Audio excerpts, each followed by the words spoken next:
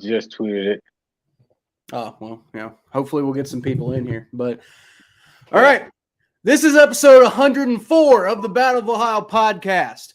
I know the episodes have been a bit few and far between lately, guys. Apologies about that. I've been making a career transition, and Thomas has been involved in quite a few projects lately. He's got that album coming out soon. So we've been kind of struggling to keep up with the content schedule as we normally do. But for now, we're just going to try to catch up on free agency, everything that's happened so far. And I think before the draft, we're going to try to come out with one more episode where we're previewing the Bengals and the Browns and their draft and everything like that. And then after that, hopefully we'll be able to get back to our regular content schedule after that. And I don't know. What do you think, Thomas? Should we like live stream the draft? Try to make some sort of ooh, that might be idea. When's the draft? End of the month, I believe. April 28th is the first round. April 28th, live stream the draft. That might be an idea. That might be the day we might see Baker Mayfield get traded. Quite possibly. I'm so excited about this. That's a month away. So, I don't exactly know what's going to be going on April 28th. I mean, I can't imagine I'm going to be making any plans during the draft, but who knows? I got this career transition going on. Something might come up with work, something like that. I don't know. But for now, I think maybe that's the plan. Maybe we'll plan now to try to live stream as much of the draft as we can.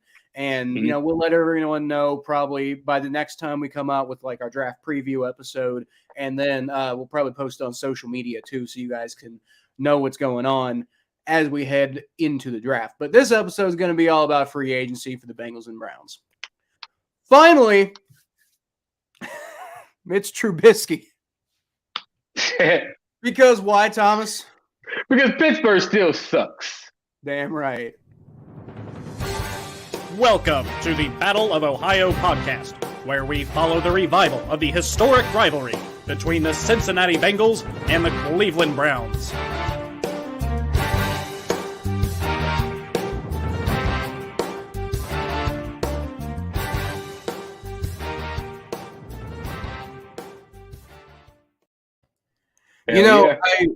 I really like that because I didn't do it this time. I didn't think about it till the very end of that clip, but that actually works out really well for the beer part because now that we're doing this live and I can play that video clip, I can use that time to go get my beer and open it. So maybe I'll do that next time since that's the smart thing to do.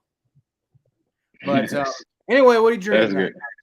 Today I am drinking a Coca-Cola. Gross. There.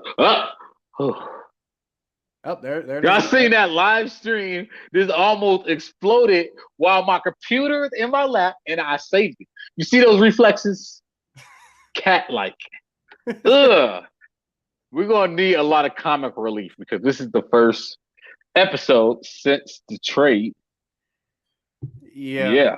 Well, since really anything, since the trade, since the bodyguard signing, since we got a lot of stuff to talk about as far as free agent. We got so much stuff to talk about. I'm a little sad that everything kind of going nuts as far as our lives go happened right in the middle of free agency because honestly, outside of the Bengals going to the Super Bowl, this might be the most exciting time we've ever done as far as the podcast goes because it's been nuts, guys. But for today, I'm drinking a Goose Island IPA.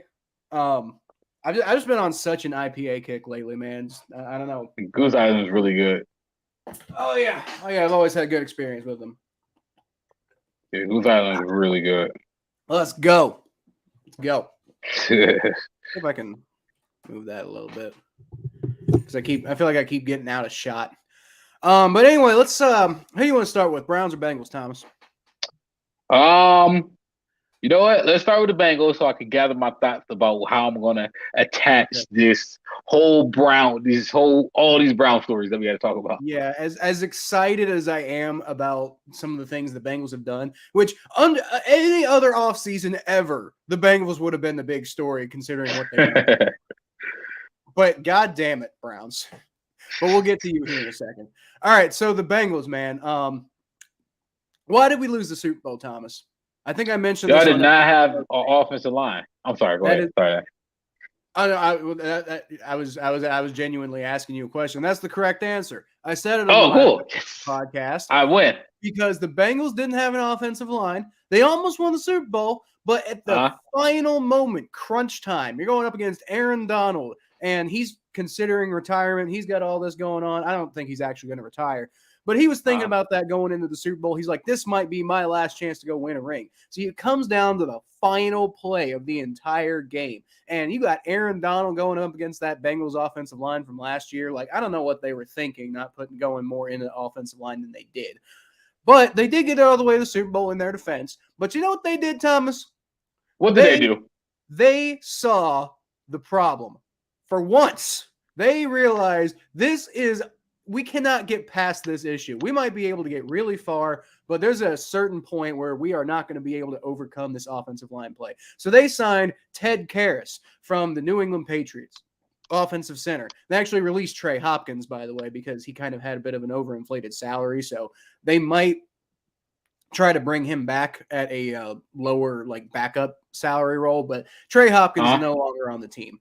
But Ted Karras is on the team now. Alex Kappa, Tom Brady's right guard from the Tampa Bay Buccaneers.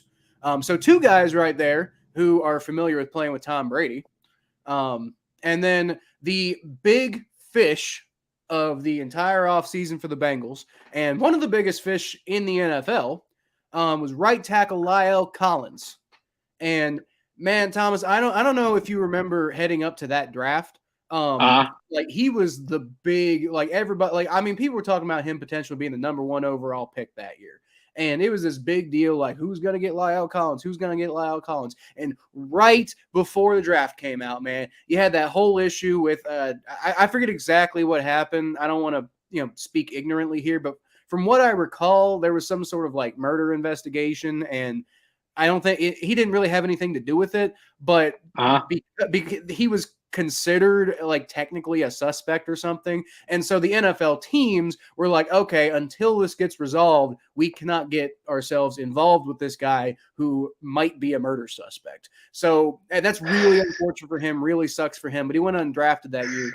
He signed with the Dallas Cowboys, and since then has turned into absolutely one of the best, without question, right tackles in the NFL. And as far as like offensive linemen who were available this year, this was the dude. I mean, Terron Armstead was probably the most talented guy, the best player available. But as far as like, as far as talent and the fact that he's, relatively young is considered, the big thing about him is like, oh, well, he's not always available and, he's injured. But so is Terron Armstead. So the Bengals could not have brought in my opinion, a better offensive lineman this year than La'el Collins, partially because his best position is right tackle, and with Riley Reif not coming back, and even with Riley Reif coming back, right tackle was one of the biggest reasons the Bengals lost the Super Bowl, and they fixed it with one of the biggest fish they could find. Well, hey man, look, this Bengals team, we got Joe Burrow take another step, another year in the system, getting another year better. Like, how is this not exciting what we're seeing here with the Bengals? Oh yeah.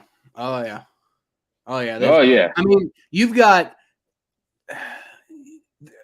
okay, so they brought back BJ Hill. They unfortunately were not able to bring back Larry Ogunjobi, but they did re-sign Jesse Bates via franchise tag. They even brought back Eli Apple. And I don't think they're planning on him being a starter next year, but as kind of a rotational guy, you love to have somebody like Eli Apple because he played pretty well most of the year. He didn't do great in the Super Bowl, but he still had his moments. I mean, he's a solid guy to have as a rotational piece. So I like the fact that we brought back Eli Apple for like $4 million. I mean, which, God, as I say, $4 million. I'm like, I'd like to have $4 million, but as far as an NFL player is considered, that's backup money. So we all like to have $4 million. Yeah, oh for sure. I mean that's like retire at like freaking 40 money right there.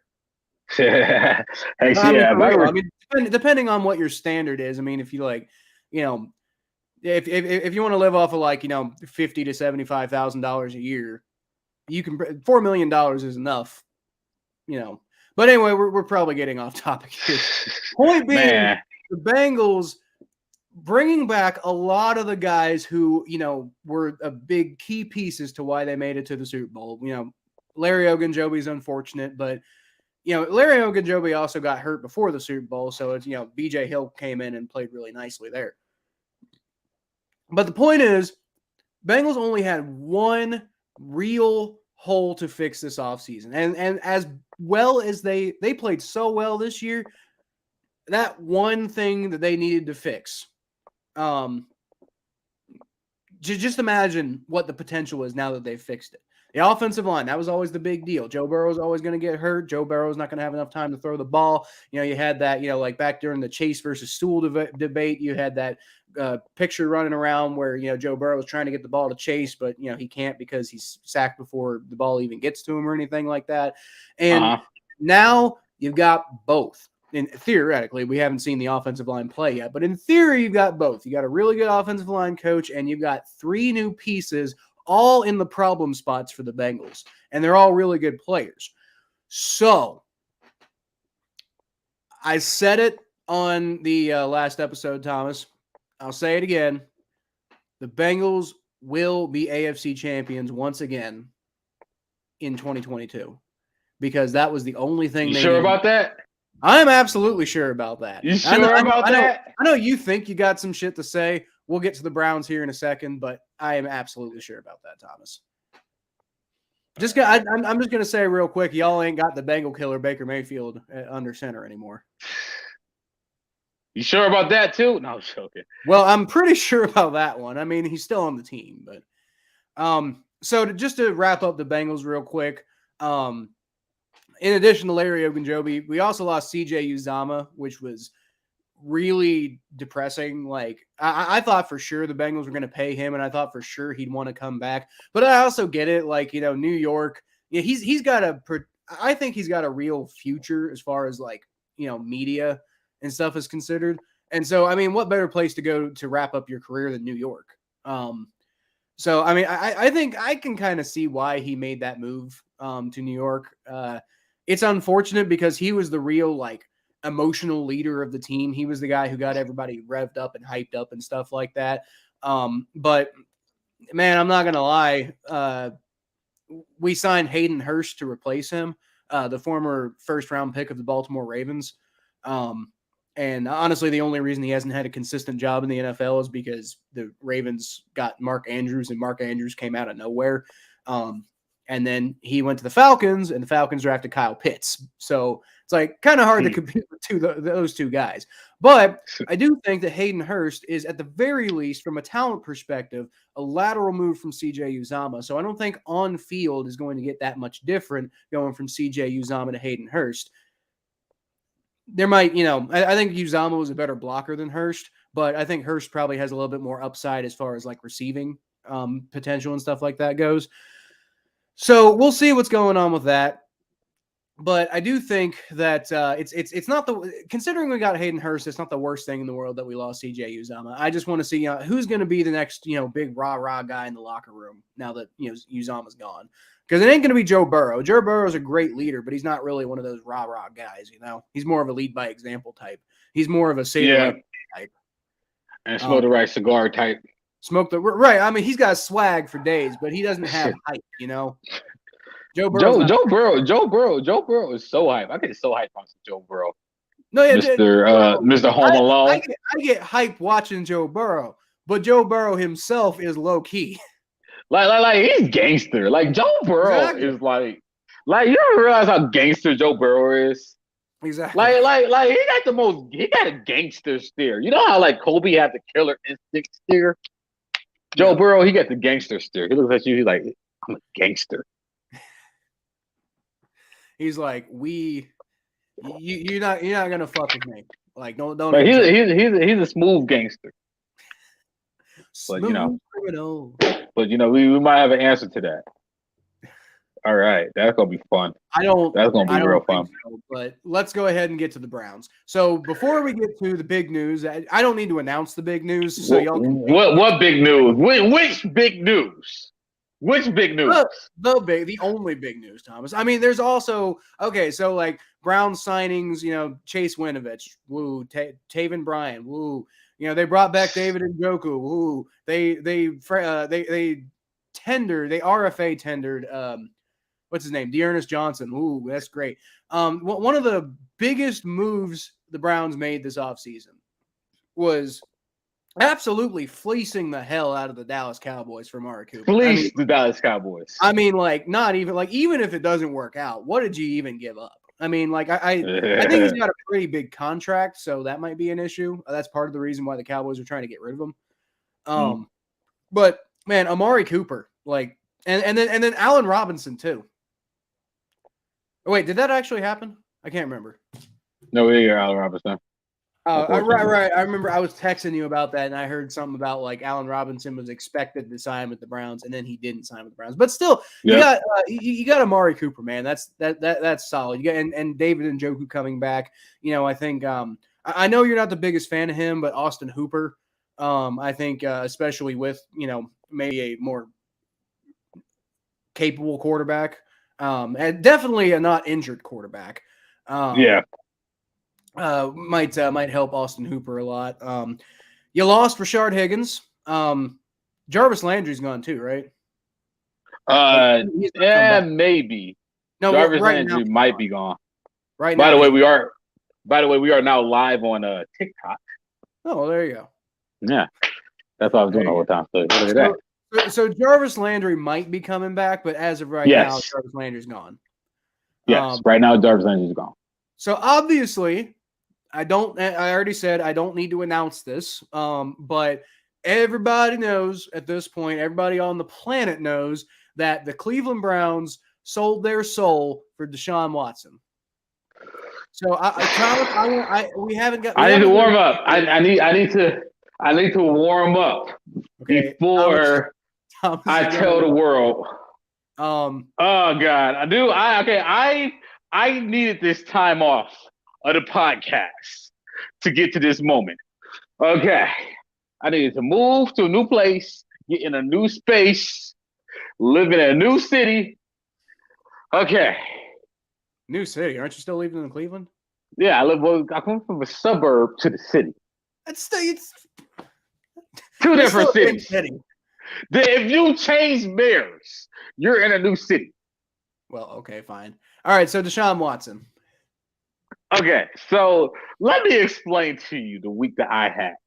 Let me tell you about the week that I had leading up to the Deshaun Watson thing. So it started with like the Cooper news, right?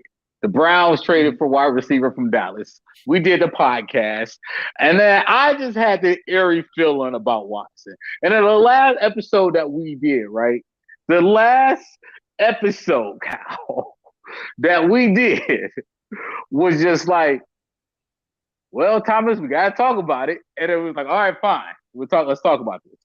And then you was like, well, Thomas, if Watson goes to the Browns, if this happens, Thomas, the Browns-Bengals rivalry will be insane. And I was just sitting there thinking, I'm like, well, Kyle, it's not going to happen. We're ruining our relationship with Baker Mayfield. We're ruining this whole thing with Baker Mayfield. Baker Mayfield is going to be out of here. Like, Kyle, like, this is bad. We about to lose Baker Mayfield. Like, I don't want to lose Baker. I don't want Baker. I don't want to lose Baker. I think Baker's a good quarterback. He's hurt.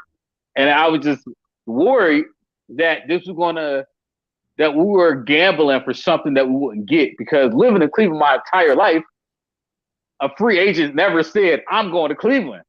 So in my head, I had that kind of same old Cleveland mindset where I'm like, man, there's no way at all Deshaun Watson's going to choose us. There's just no way. They go through the meetings. He gets on the plane. He flies to Texas. They had the meeting. And then you're sitting there going to work. And then you're like, well, the Baker Mayfield thing happened, because Baker Mayfield sent out the tweet saying, I am probably gone. I'm like, oh, don't leave Baker. Baker's out of here. No, we lost Baker. And like the whole time I'm just salty. Oh man, we lost Baker. Baker's gone. And then Thursday, the news came out, and it was like, Deshaun Watson doesn't want to be a Brown. The Browns are off the list. And then for 24 hours, Kyle, for 24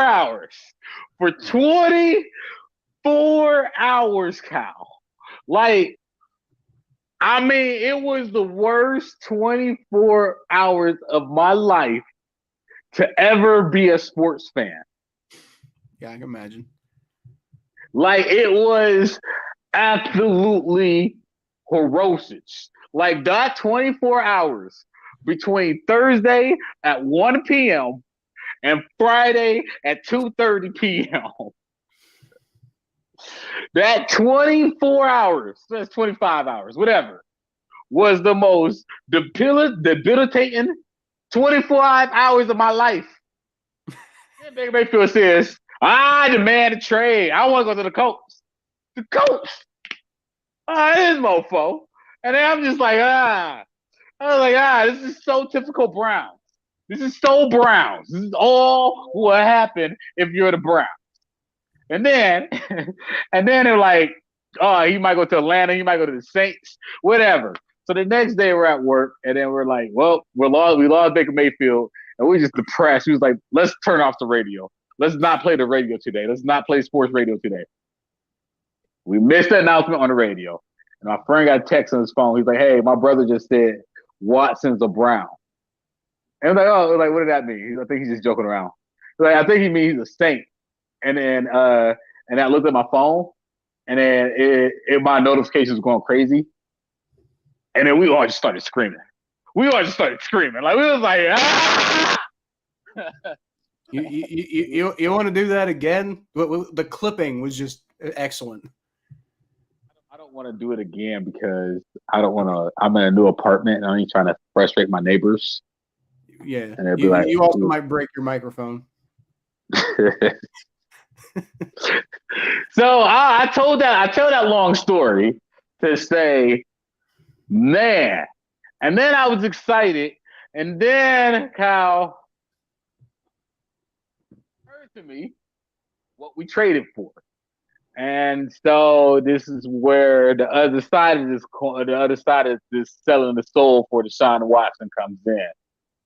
You realize that you're excited about it. You're excited about the football aspect of it.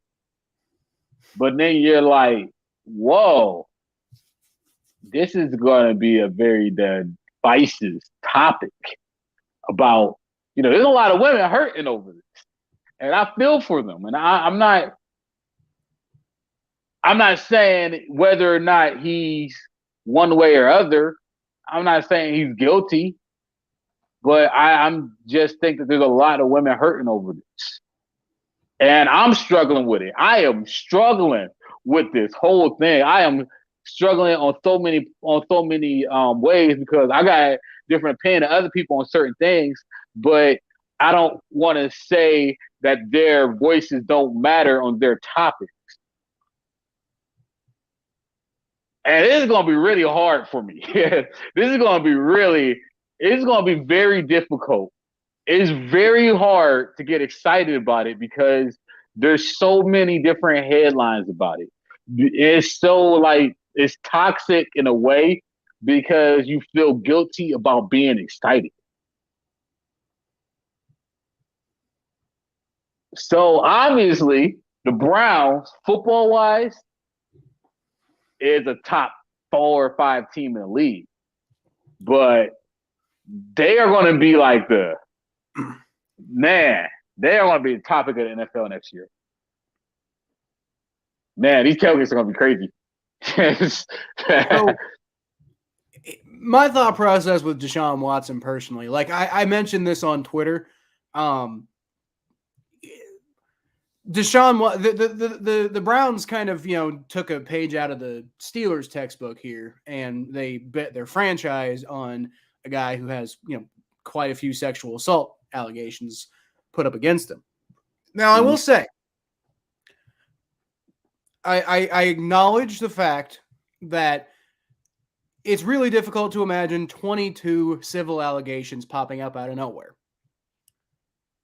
That said, I feel like in this society sometimes, especially from on a public aspect, not so much on the actual judicial system itself, but definitely in the eyes of the public.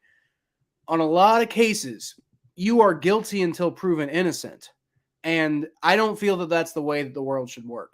So the way I see it, if Deshaun Watson did what he's accused of doing, and fuck that guy. And I hope the Browns rot in hell for signing him, especially to the contract that they signed him to, where he's basically making $1 million for this year to evade any real punishment from the NFL for suspending him.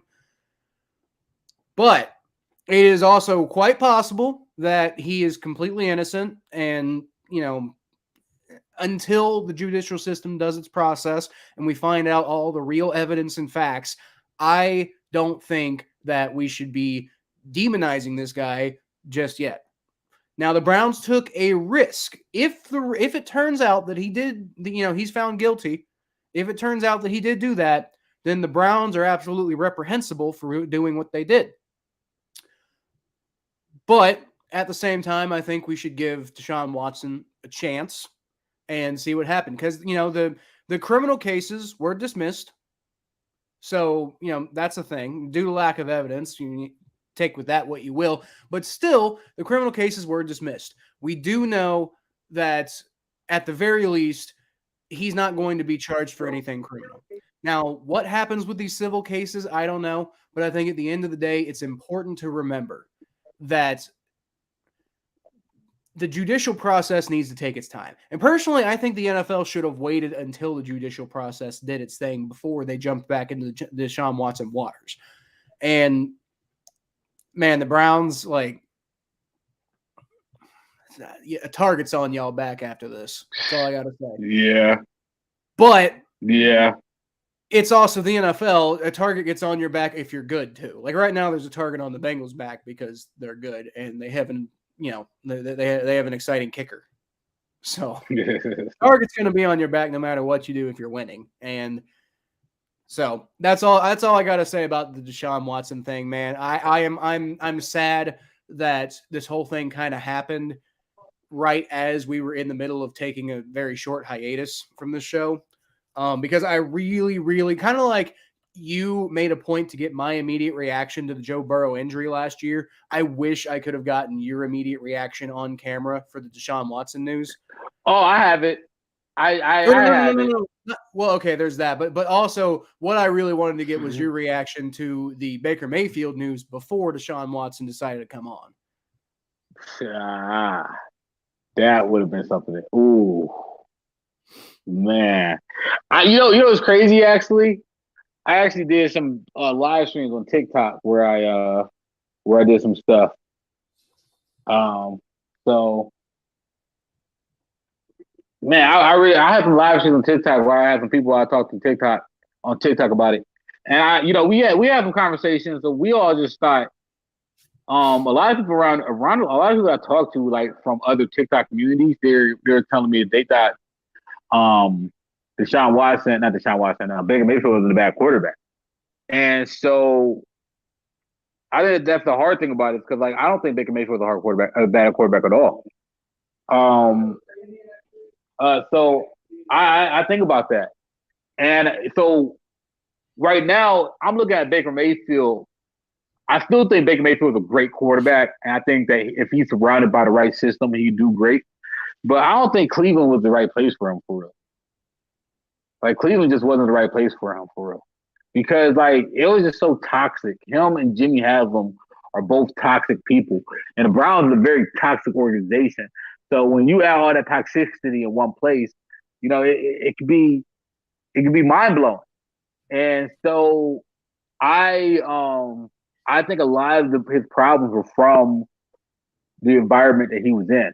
I don't think Andrew Berry and Kevin Stefanski are toxic, but I think Jimmy Haslam is. And I think that he put Baker Mayfield with so many different coaches in so many bad positions. I mean, the Freddie Kitchens thing, that wasn't good. That wasn't good. John Dorsey made a toxic atmosphere for him.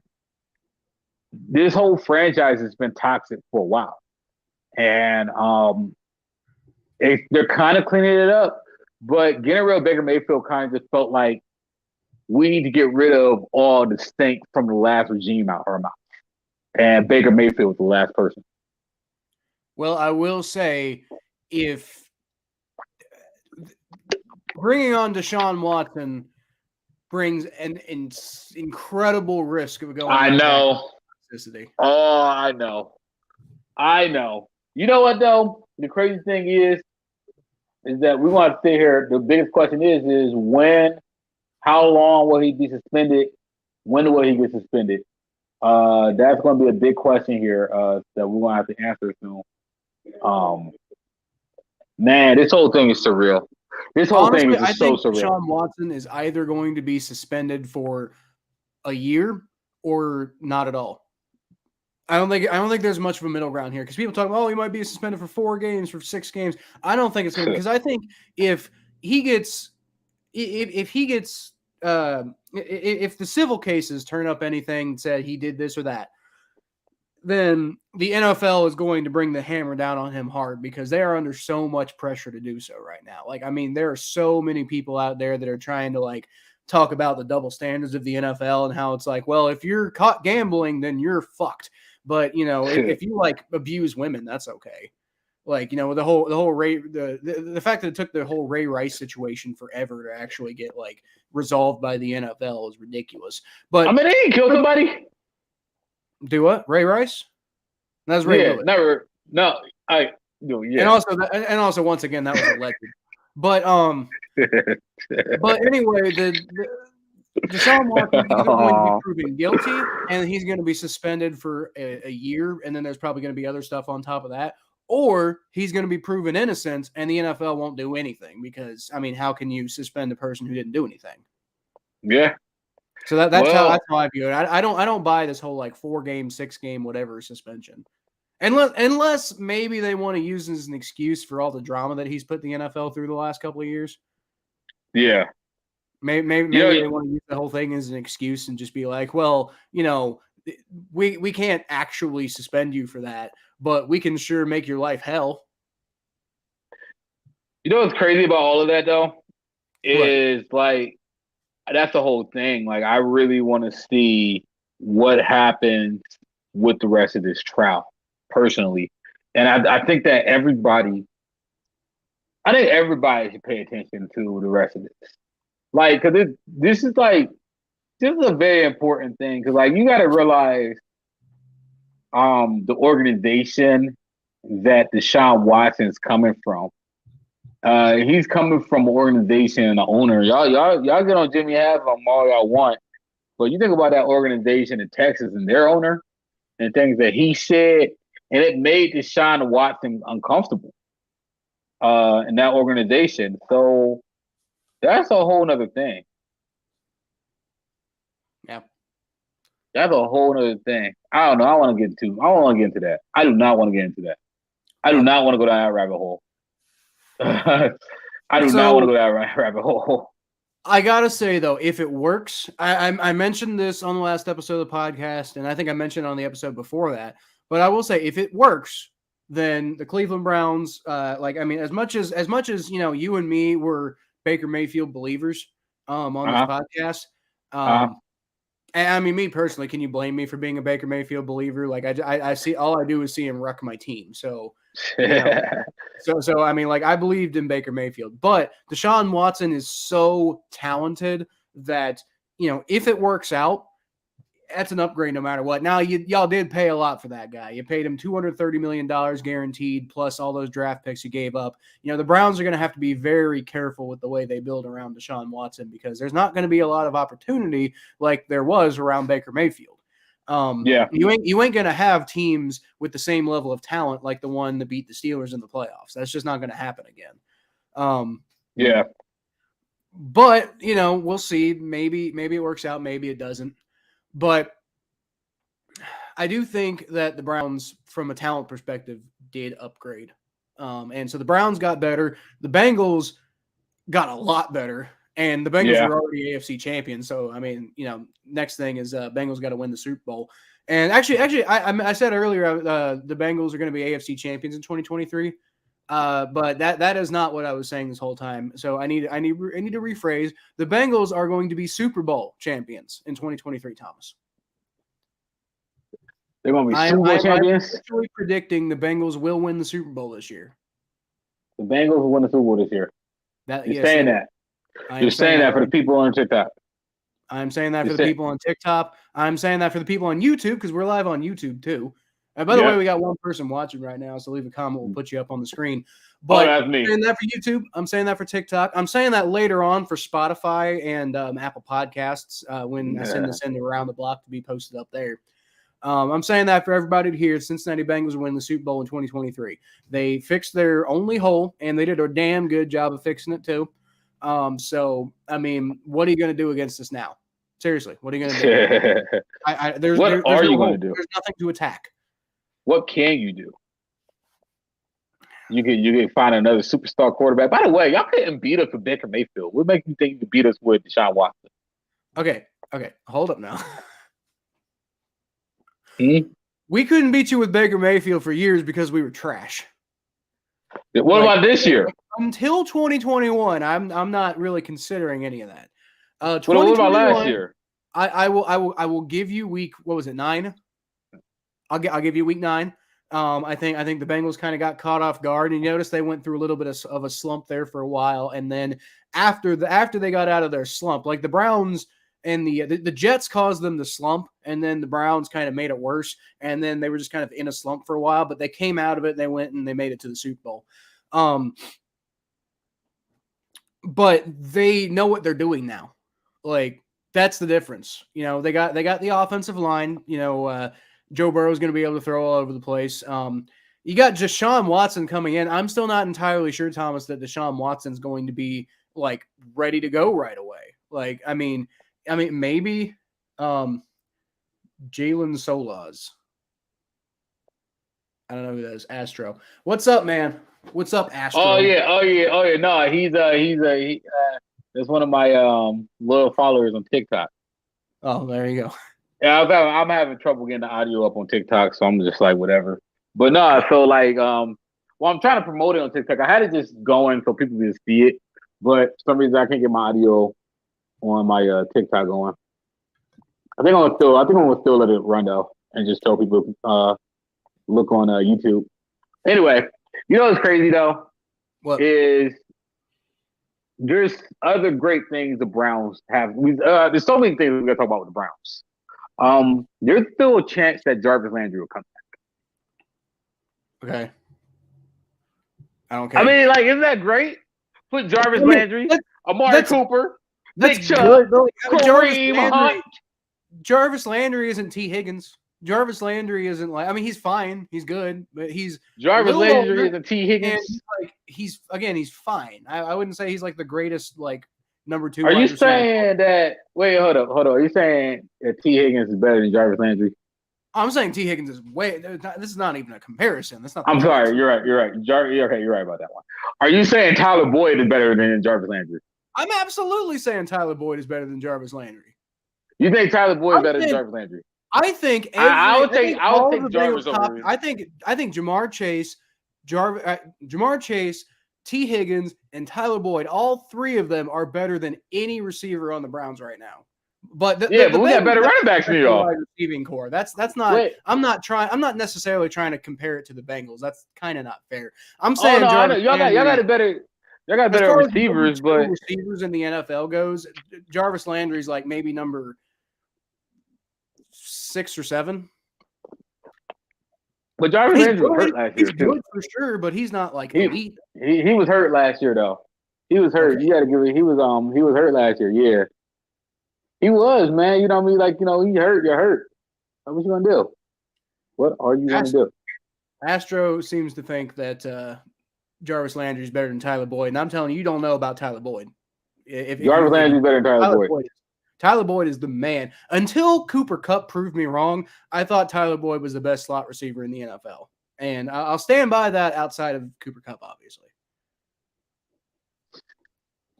Amari Cooper is good. I'll give him that. But Amari Cooper is also, like, I think a little overrated, too. Now, he could do very well with Deshaun Watson. Don't get me wrong. I'm not saying the Browns are going to be worse because Amari Cooper's there, and especially for the value you got for him. Great value. I'm just saying, like, maybe y'all aren't done with your receiver core. That's all I'm saying. Maybe y'all still need to go get a receiver in the draft or something. Yeah, I think we get one in the draft. But hey, what about Will Fuller? I think if the Browns get Will Fuller and they pair him up with plays. Yeah, very possibly. Him and what's his face? Deshaun Watson. Aren't they like best friends? Maybe. I mean, they used to play together. Yeah. So you put them in the same room. Hey, buddy, let's go to the Browns. 2 games. That's the thing. Like, Will Fuller and Deshaun Watson together, really weird because like both of them really haven't played at all, much of it all in the last in the last year. Like, Will Fuller played a little bit, but even then Will Fuller's never played a full season, first of all. And then he had that whole issue in 2021. Like, I don't know, man. Like Will Fuller could be a good flyer to take, but I wouldn't say you go sign Will Fuller and then suddenly you're done. Like I think y'all need to go get a proven, reliable, maybe not proven, maybe draft a guy, but go get a really reliable guy to play at wide receiver, and then maybe Amari Cooper turns into your number 1, but maybe he doesn't too. And then if you got a good wide receiver to pair up with him, then it doesn't really matter. You could have 2 really high end number 2 players. Like, with the Bengals when they before Jamar Chase showed up, you had T. Higgins and Tyler Boyd, and as far as a receiving core, that wasn't too bad. You still the Bengals had a very specific number of issues where they needed somebody like Jamar Chase to kind of take the top off of a defense, but still, like Amari Cooper and Jarvis Landry could be a fine wide receiver core. I'm just saying I'm not that scared of them. Like that's a mid-range wide receiver core. Well, how great of a wide receiver core do you need when you have somebody like Deshaun Watson? Like, get a solid one. You need a pretty good one. Yeah, get a good one. Get a good one. You probably get 1,000 yards out of Amari Cooper. Amari Cooper and Jarvis Landry are already a better receiving core than what you had last year. That's already better. Like, don't you think? Will you pick Amari Cooper over Odell? Would I take Amari Cooper over Odell?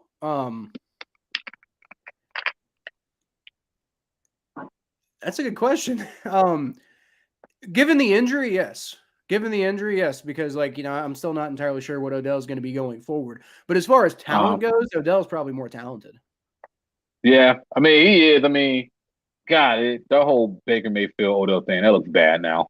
But no, Amari Cooper is a good. Well, this is the best. Yeah, no, Amari Cooper had Dak Prescott. I think Amari Cooper would do well with it. I just really want to see how this works in Kevin Stefanski's offense, because Amari Cooper had the best coach that he ever had before. And one thing I love about this Deshaun Watson, Kevin Stefanski thing is their offensive mindsets fit so well with each other. And this team actually fits Deshaun Watson like a glove. Because now you do so many more versatile stuff with Kareem Hunt and Nick Chubb. And now you do so much versatile stuff with Demetrius Felton, and maybe we get unlock Njoku. Oh, man, I'm so excited. This offense is not going to be short at all. I promise you, because you still got that boy Nick Chubb, man. You still got that boy Kareem Hunt. What you mean? My only thing about Deshaun Watson, man, is the wide receiver thing is a thing for real. Throughout almost all of Deshaun Watson's career in Houston, except for that final year, which is part of why he was so upset and everything like that, that dude had, Will Fuller, at Will Fuller's peak, which if you get Will Fuller now, he's not going to be the old Will Fuller. But you had Will Fuller at Will Fuller's peak, and DeAndre Hopkins is his top 2 wide receivers.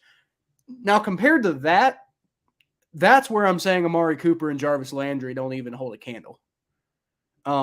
So Deshaun Watson throwing to Amari Cooper and Jarvis Landry, I'm sure Deshaun Watson could be very good, but is he still going to be the elite guy, especially after taking a year off? That's my question. And Astro brings up a good point. Don't forget Deshaun Watson can run. He can run. Deshaun Watson's got legs. He's got a year of rest, which is, important. He's going to come out. He's going to be fresh. Yes, Astro, your chats are coming in. I'm trying to get to them as I can. Bengals 13-4, Ravens 12-5, Browns. You think the Browns are going to finish third in the AFC North? Interesting. Oh wow. I love the Bengals at 13-4 though. I think I kind of that. I think the Bengals could be 13-4. With the offensive line, if the offensive line's fixed and the rest of the team can come back the way they were playing at last year, which I don't see why they can't, because the only person we really lost was CJ Uzama. Right. And then we got Hayden Hurst on top of it. So it's like, and then Joe Burrow's going to have more time. Like, part of the reason CJ was so important is because Joe Burrow needed to have a bailout option, and CJ Uzama tended to be that bailout option. So I mean, I don't.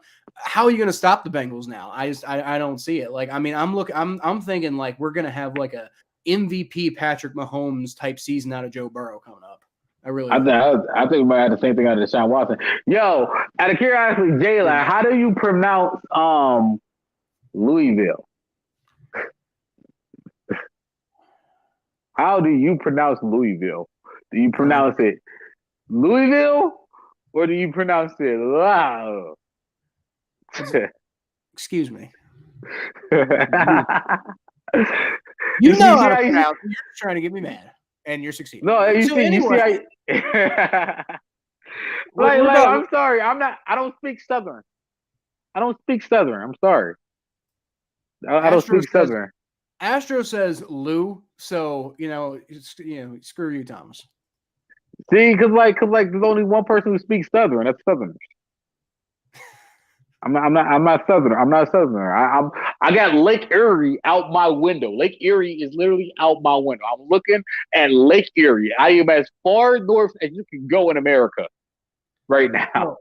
I'm looking out my window and I see my neighbor. What's up, neighbor? Okay.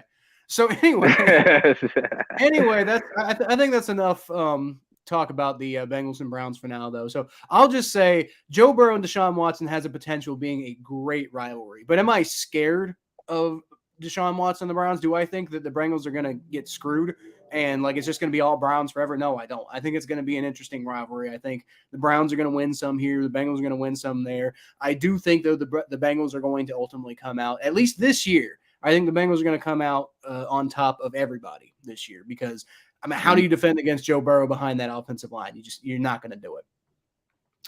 So moving on to the state of the AFC North. It's been a great offseason for you and me, Thomas. I'm just telling you that right now. Oh man, the Browns been making their moves, and we talked about their moves and the controversiality of all that. But at the end of the day, the Browns did improve. But you know who has not improved, Thomas? You know who has gotten decidedly worse this offseason? The Pittsburgh Steelers and the Baltimore Ravens. Now, I will give the Ravens credit. They did sign Morgan Moses. I want to hear this. The Baltimore Ravens did sign Morgan Moses, and that's pretty good. I want to hear real this. Quick, Astro asked opinions on the Eagles record. I think the Eagles are terrible. Awful. I have no faith in the Eagles whatsoever. I guess it depends on what they do in the draft, but nothing. Dude, don't do that to him. Sorry, I don't know if the team you're a fan of, Astro, but if it's the Eagles, I apologize. He's a fan of the Eagles, yeah. So the Ravens signed Morgan Moses, the offensive tackle previously of the Washington football team a couple years ago. Really good player. The Ravens did need some offensive line help. Fair enough. I thought it was really funny, Thomas. I was looking on Twitter. All these Ravens fans were getting all excited. They were getting up in a absolute tear over the fact that Darius Smith and Bobby Wagner. And it was going to be, Ravens are going to be so scary. And you know what? Zadarius Smith had agreed to sign with the Baltimore Ravens and then backed out because he didn't want to play in Baltimore. And that is hilarious. Ravens don't know what they're doing. I don't think. Man, They you know know what the they best really thing don't know though. what they're doing. No, you don't know what the best thing is about the whole Ravens thing. You don't know what the best thing is about the whole Ravens thing, right? So, all right, that's funny. So the Browns, right? So the Browns really screwed the Ravens with the Deshaun Watson contract because here's the Browns, right? Giving all this guaranteed money to the Ravens. They're like, dang, we don't really want to pay our quarterback. Now we got some drama in paradise. Well, Because that's the thing. Well, here's the thing. Here's what I always say, Kyle. Lamar Jackson and Baker Mayfield had the same passing stats last year. Yeah, well, I mean, they were both hurt, to be fair, but Lamar Jackson. Lamar Jackson, but Lamar Jackson that wasn't playing while he was hurt, was he? Because Lamar Jackson got hurt, he went out, right? Because he sat out like 5 weeks. I have not heard that he was playing while he was hurt, to be fair. Exactly. Baker Mayfield was playing with torn shoulder. Didn't he come back and then go back out? I mean, he might have been trying to play hurt at one point, but that's still speculation. No, I don't know that for sure. Well, the point being that here's my thought process about Lamar Jackson thing, Thomas. The Ravens are considering giving him a new contract, but it sounds like they're having trouble coming to terms on one. Lamar Jackson has refuted any claims that he's displeased with Baltimore or anything like that. So fair enough there. Not saying Lamar Jackson doesn't want to come back. But, man, I am fascinated by this insanely awkward position the Ravens are now in because, like, you got to pay Lamar Jackson now. And that guy won an MVP, okay? You're going to have to pay Lamar Jackson. Yep. But do you really want to pay Lamar Jackson? That's the problem. Like, this is a different kind of quarterback purgatory than most teams have.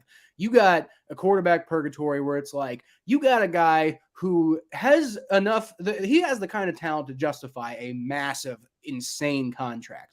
But do you trust his longevity? Do you trust him to live up to the terms of that contract? It's like, yeah, Lamar Jackson had that 1 year where he won MVP because the NFL didn't know about Lamar Jackson, and he took the league by storm, and it was really kind of a taking the league off guard kind of scenario.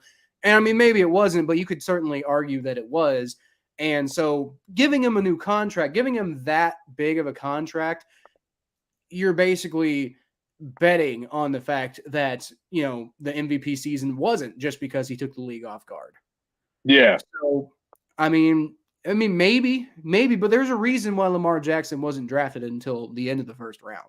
It's because, you know, while he is very talented, yes, I think there were some questions about his ability to really play quarterback at the highest level in the NFL. And while he's shown flashes of it at time, the ability to do so, it's not consistent. And outside of the one MVP season he had where nobody knew what was coming until, you know, he got there. And then he has one all-time highlight reel against Nick fucking Vigil. Like Ravens fans constantly torment Bengals fans with that one run Lamar Jackson had against the Bengals that made it on like every NFL Network show and every ESPN show of all time. And it's like, bro, you did it against Nick Vigil. We didn't even like Nick Vigil. He was our Anderson. He was our Anderson Jehu or Njehu, whatever that guy name is. Went to the Vikings. Right. But the that guy. Hate that guy.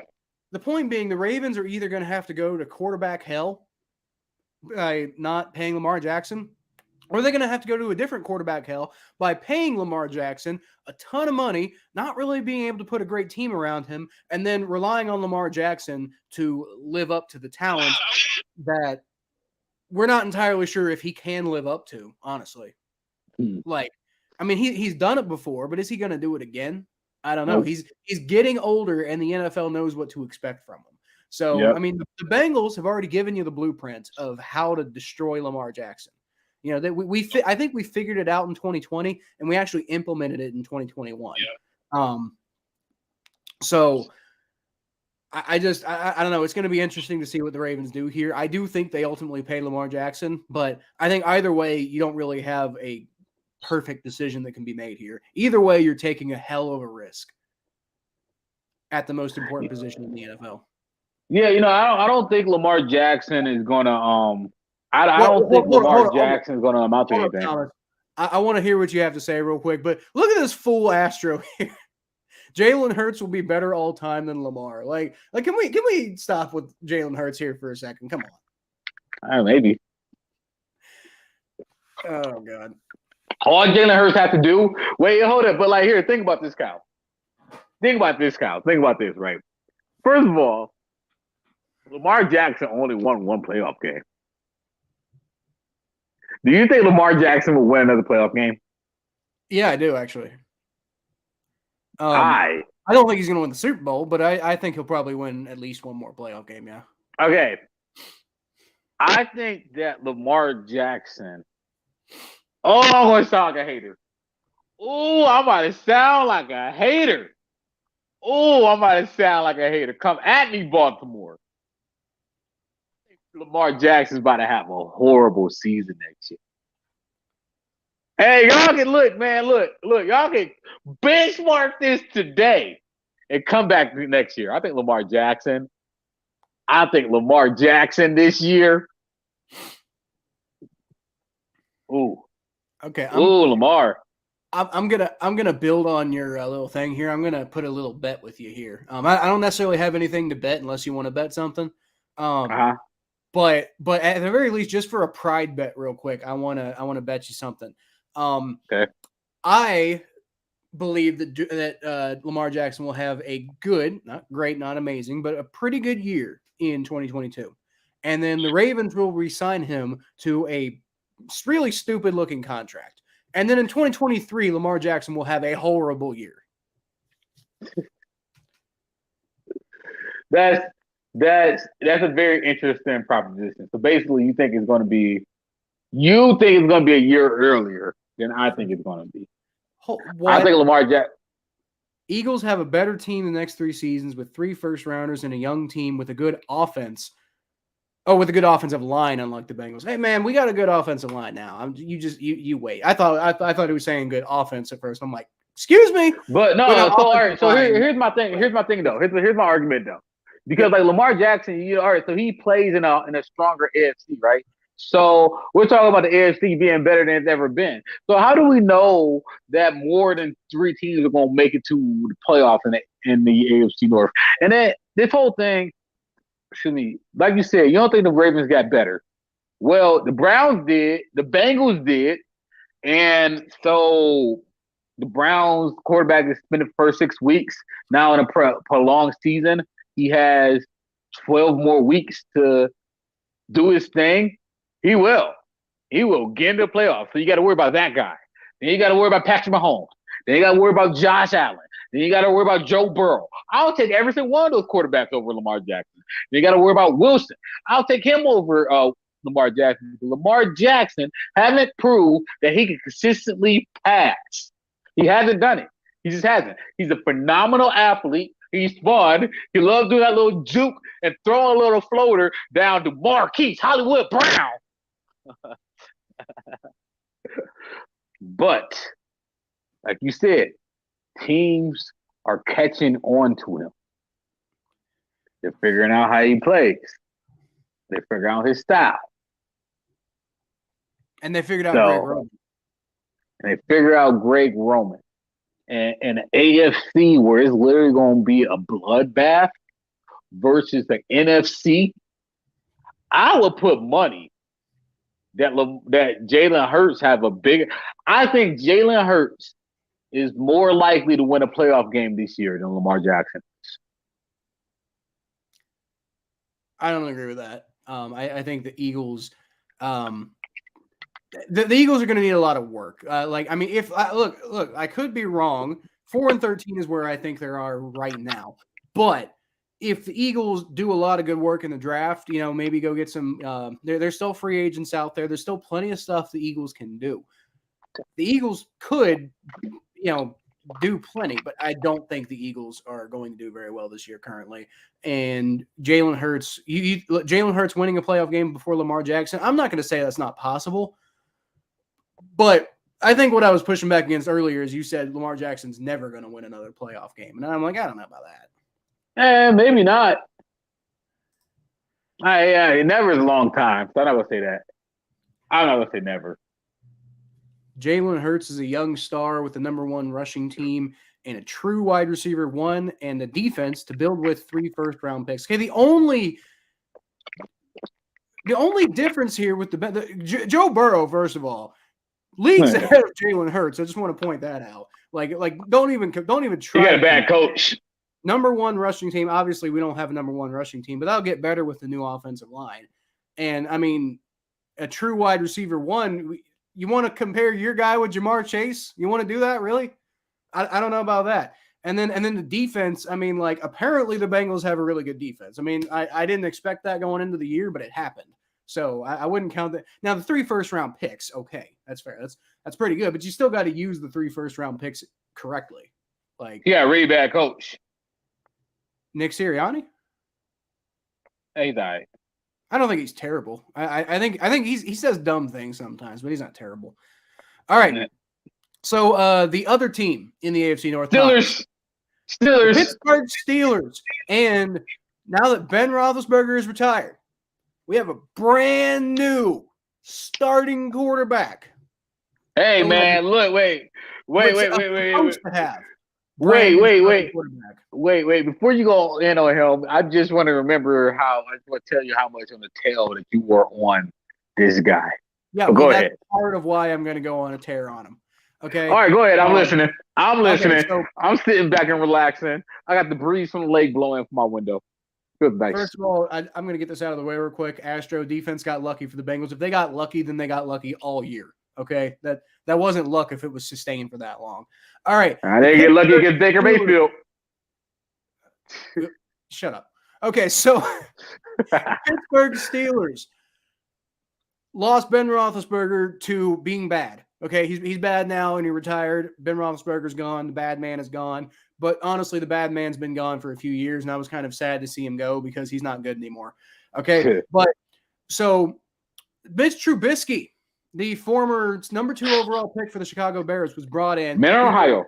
This quarterback draft class is terrible. So the Steelers don't want to like bank their 2022 season on trying to hope one of these quarterbacks from the draft actually works out. So they went out and they got Mitch Trubisky. And Mitch Trubisky, Thomas, is okay. He can be okay sometimes, but he can be really, really bad more often than he is sometimes okay. And I will admit, I was trying to be like, hey man, Mitch Trubisky, you got to watch out for this guy. I defended this guy from hell and high water on this podcast, mostly on the predictions episodes when we talked about, the rest of the NFL. And every single time I did that, I got made to look like an absolute fool. So all I got to say is now that Mitch Trubisky is going to the Pittsburgh Steelers, I am so entirely here for this. Now, they're not going to care, Thomas. You know why they're not going to care? Because they have had so much success over the last 40 years or so that they're going to have this one bad season coming up and Mitch Trubisky's going to flame out and all the Steelers fans and the Steelers front office and everybody and all in the national media, everybody's going to be like, oh, the Steelers, yeah, they had a really bad year, but they're allowed to have one really bad year every 40 years. It's okay. And it's like, okay, whatever. I can already hear the excuses building up in my head, but that's what's going to happen. Mitch Trubisky's going to flame out and everybody's going to be like, well, it's because that's Mitch Trubisky. It's not because it's the Steelers, and nobody's going to give any credit to it. Now, if Mitch Trubisky goes out and he does amazing, then that sucks. But I don't think that's going to happen. I think Mitch Trubisky is going to do the same thing in Pittsburgh that he did in Chicago, which is, completely failed to develop, just not read the field, miss receivers and miss entire zones of the field completely. Constantly. He's going to look like me playing Madden. All right. That's what Mitch Trubisky is going to look like, because that's what Mitch Trubisky has always looked like. Yeah, the dude's got talent, but to be completely honest with you, I don't think Mike Tomlin's that good of an offensive coach in the first place, which would make sense because he's a defensive guy. But he might do good. The Steelers, I don't think he's going to do anything with Mitch Trubisky, is my point. Mitch Trubisky is going nowhere with the Pittsburgh Steelers. And I think the Steelers know that. I think the Steelers are just like, right now, I think what they're doing is they're trying to look like they're trying. It's kind of like last year. Ben Roethlisberger, Hall of Fame career. You know what? We can sacrifice a year to have Ben Roethlisberger go out the way he wants to go. That's fine. You can come back for a victory lap, Ben Roethlisberger. That's fine. And then this year, it's going to be like, okay, well, we had a bad year, but one bad year in 40 years. Who's blah blah blah blah blah. That's the excuses Steelers fans make because they like to talk about their history and don't like to talk about the fact that they haven't done jack shit in the last decade. Yep, take that, Pittsburgh. You suck. I hate that place. Yeah, the point being that, I actually got a question, Thomas. Who the hell is Mitch Trubisky going to throw to? Chase Claypool. That's it. Isn't what's his face? Devontae Brown. Is he okay? Deontay Johnson is still on the team, but that is the entire Steelers receiving corps as far as like players with any proven track record right now. Because Ray McLeod went to the 49ers. James Washington went to the Cowboys. Juju Smith-Schuster went to the Kansas City Chiefs. More than half of the Steelers' proven wide receivers are all gone now. You got Deontay Johnson, who's like talented but drops the ball all the time, and then Chase Claypool. So Mitch Trubisky's going to have a couple of people, but nobody as good as like Allen Robinson. Wasn't Jimmy Graham there too for a little bit? I think Jimmy Graham was in Chicago for a little bit. He did. And I think Mitch might do okay because the Steelers always find a way to be good for some reason. I don't know how they do it. They ain't gonna be good this year. I'm telling you that. Now I will say though that defense might be good. Because the biggest problem the Steelers had last year on defense was, probably the biggest problem was the secondary. But then you got Minkah Fitzpatrick back there in the secondary. But they also had kind of a little bit of a void at linebacker.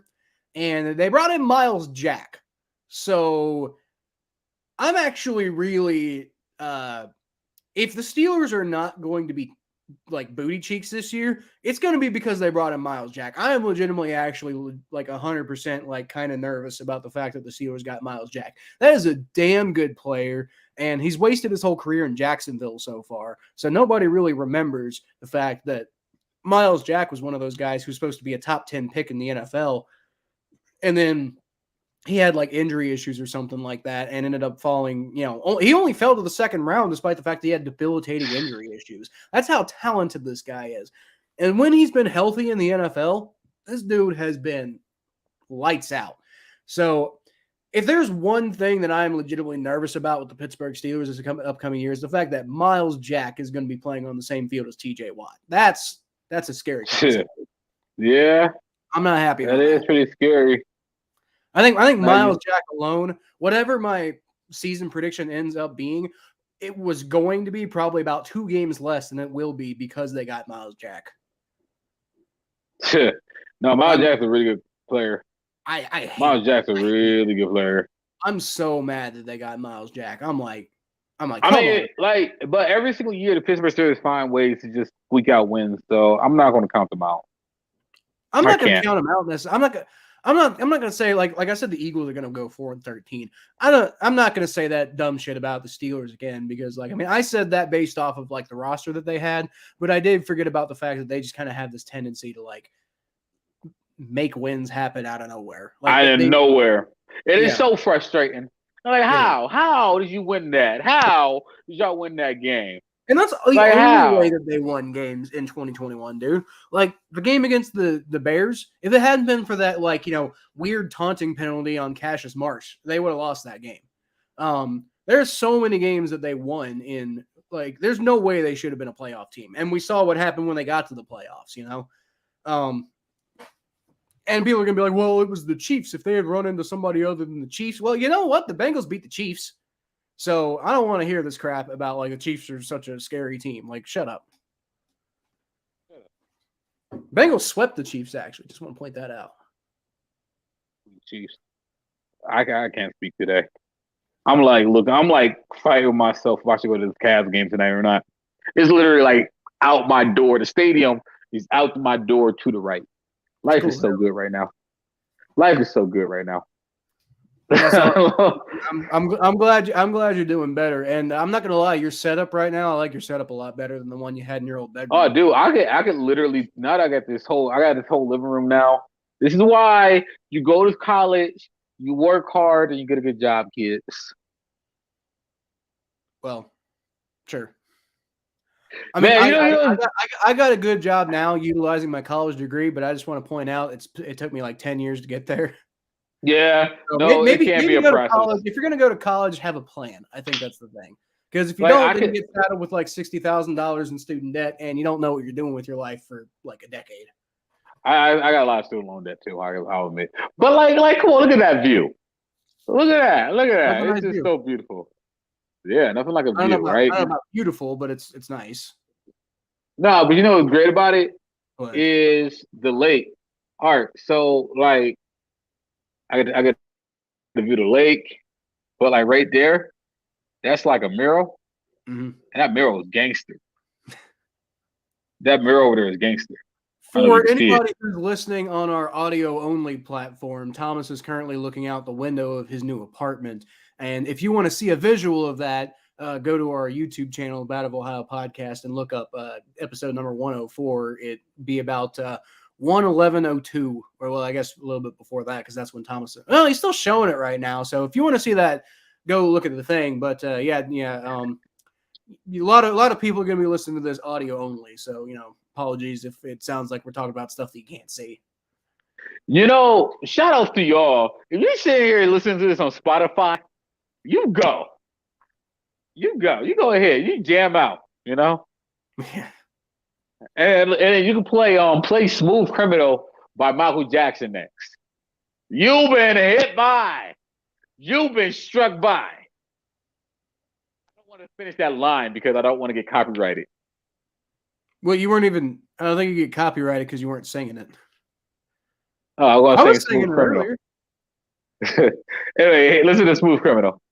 Smooth Criminal, down and a down down, down.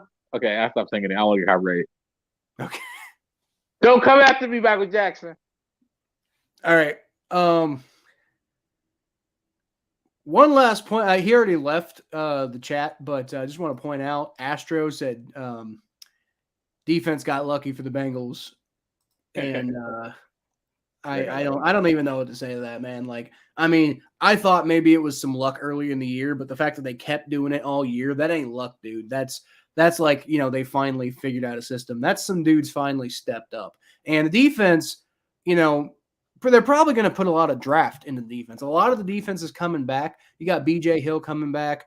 You got the only guy we lost on defense was Larry Ogunjobi, and we didn't even have him leading up to the Super Bowl because he got hurt. So it's expected. Sounds and we'll talk about this more on the next episode. But it's expected, I think, that the Bengals are going to probably go defense in the first round. Okay. Because they fixed their offensive line. We don't need to go offense there anymore.